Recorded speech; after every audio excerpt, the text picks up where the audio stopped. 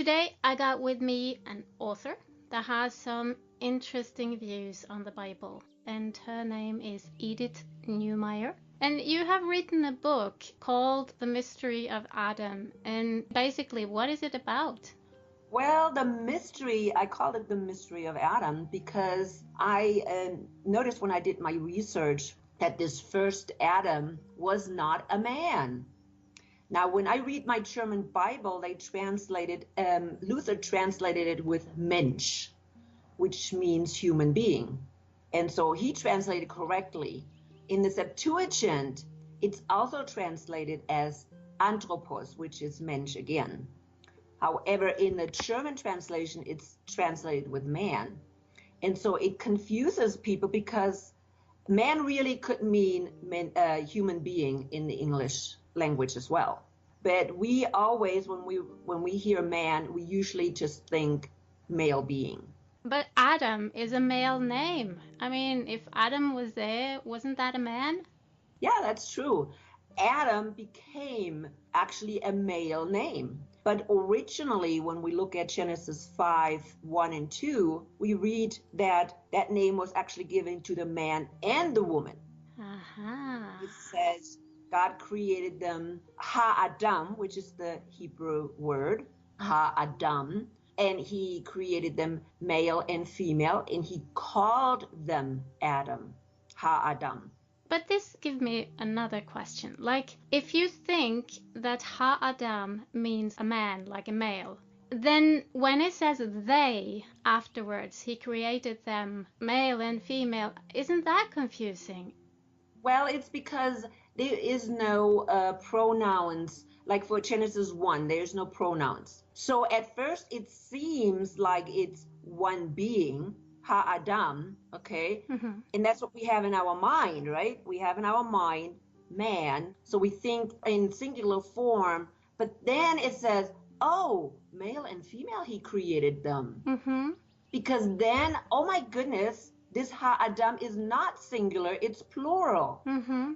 Now, when they translated this word Ha-Adam, this Hebrew word Ha-Adam, in the Septuagint, which is the Greek translation of the Old Testament, they translated it as human being, Anthropos. However, here is the confusion. In the Greek culture, Anthropos was always a man. It could have not been a woman because a woman was not considered to be a human being. Oh, is Yes, that true? it is true. What did they consider a woman to be? Like half animal? Well, that's the question. You know, we can go back now to Genesis when what did the male do after the fall? He renamed the woman. He renamed her Eve and kept the name Adam for himself. And this is how it came about that we call the first human being, the first male, Adam, because he kept that name for himself. What happened again then in the Greek and probably the previous cultures as well? Well, the woman was made as a reading machine, if you want. So what is Eve called? The mother of a living, right? Mm-hmm. So in a sense, she was put into the place of a producer of children. And that's exactly what happened in the Greek culture. Women were kept hidden, in the house. They couldn't be heard or seen. Their purpose was to produce an heir. So many are kind of like defending that, like a soft version of that, as God's will. But based on what you are telling me right now, it seems that that's not God's will at all.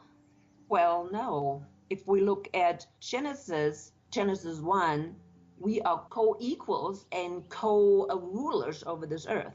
We were supposed to be going out there and subdue the earth, the man and the woman. When it says in the Bible that Eve is a helper, a lot of people have translated that or understood that as a servant or kind of like a slave. But is that really what it says in the original text? Well, again, here is the mystery of Adam. When we go to Genesis 2, God again creates a human being. Okay, it's not a man. And he says this human being should not be alone. Well, in Genesis 1, we already saw that he created them male and female, right? Mm-hmm. So this human being is not anything different. It's a male and female human being. And he says it's not good for this human being to be alone. I need a helper for that human being. It's not good for that human being alone. So what did he do? He actually took the side of that human being, the side. And that's another false translation. I've been just working on that one, getting more information on this rib. I don't know, your Norwegian translation, does it say rib there too? Or does it say side? Well, I wouldn't know because I never read the Norwegian Bible. Every Christian I know, they keep talking about this rib, and I've also learned that rib is the same word as side, and so my image of this is that a dualistic human being with both male and female inside, just as we have a left side and a left brain, and a right side and a right brain, with kind of like the feminine and the masculine inside of us already. And Exactly. then it's like as if God divided those two so that they could experience each other as physical beings and have company and cooperate. Am I right? Yes. And then when you look at that, then you can't say, oh, one side is less than the other side. Exactly. They're now co-equals. So he splits this human being and he creates a helper for each one of them, a helper for the man and a helper for the woman, because the woman cannot be alone either. The woman needs the man needs the woman. And so therefore the man will leave father and mother and cleave to the wife, and they become one flesh again, just like they were in the beginning. Exactly. But then with this slightly change in wording, and it's like almost everyone has this so indoctrinated, it's almost impossible to get through to people because they cannot leave this line of thinking. Absolutely. But whether male is dominant and the female is subordinate. I mean, it's very simple that we are partners. Yeah. You know, when you look at this word, you know about the helper. You already addressed the helper one, right? Mm-hmm. And there's a word also called a suitable helper. And that's that original text. I mean, the original word is, I think, connecto or connector, connecto. Mm-hmm. That means standing opposite to the other or standing side by side equally. Mm-hmm. So that word right now, if it would have been translated correctly, would already tell you that this first human being, was split. And now you have two equal parts standing side by side. It's interesting, and I didn't get to that point. Every time that word sela, and that's the word for the rib in the Hebrew language, every time they translated that word sela, it was translated as side or side chamber, except in Genesis 2, they translated as rib. 40 times in the Old Testament, that word zela was translated as side or side chamber. And at one time, it was used as the two sides of a door. So think about like a French door or something. We had two sides, these big portals. That's what it symbolizes. So it's equal sides. Equal sides. Wow. You're sharing this. I've heard it from other places before I found your book, but how is this message being received? What kind of feedback or responses do you get? Well, I think most people, even in egalitarian circles, are still very much against it. And so you're running constantly into people that are holding on to this traditional thinking.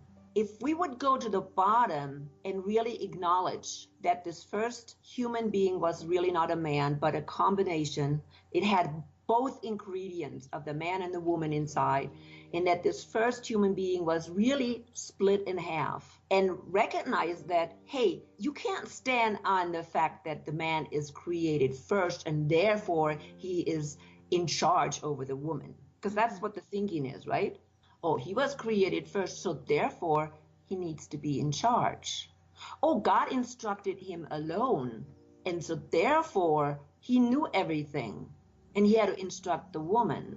Do you see what the logical conclusions are? If we would come to the understanding how God really created the first human being, all these other things would just totally fall away. No more arguing. In your book, you do go into the details and the actual original language and prove it, don't you? Yes. So there's nothing like just, well, I want it to be like this because I like it better and that kind of. No, because there's actually other people. I mean, I didn't come up with that myself, because when I looked at this and I realized this, I was doing research. I was thinking, oh my goodness, what did I do here?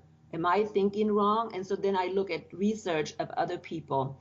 And there's one person that did a really good job. Her name is Phyllis Triple, and she did, I think it's called The Rhetoric of Sexuality. And she did a really good study of the original Hebrew text. And there's other people, that did the same study. So I'm not alone in this. Mm-hmm.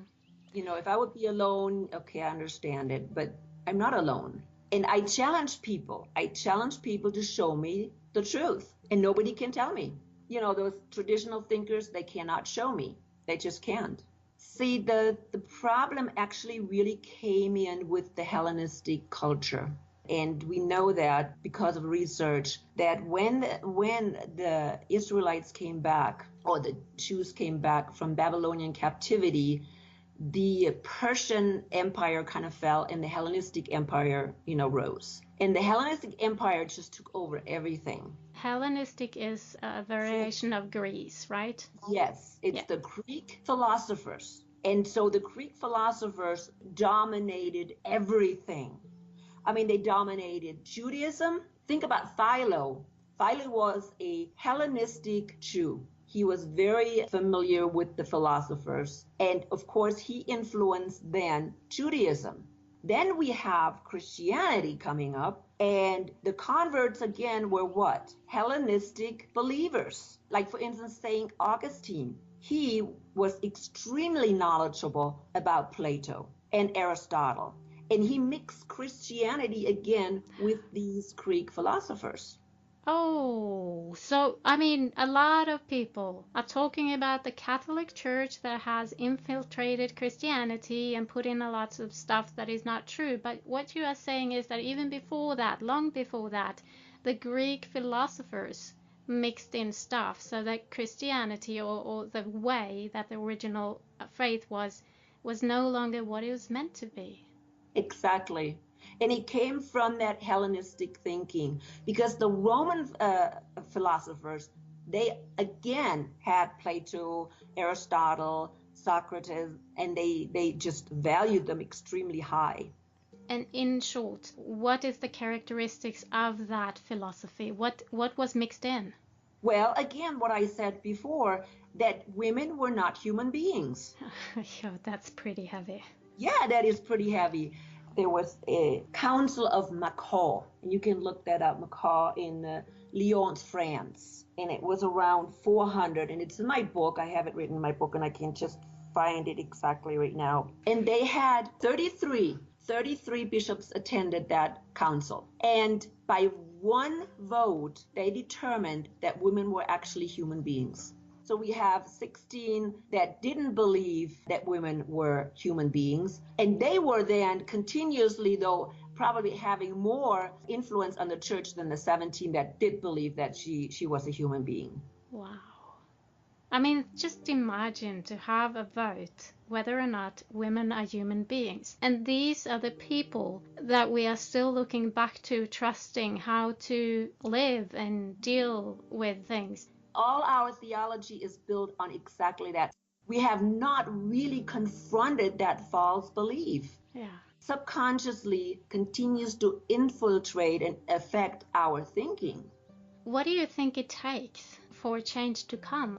If you look at these churches that we have nowadays, they're all modeled according to the Catholic Church, or most of them, right? What do they have?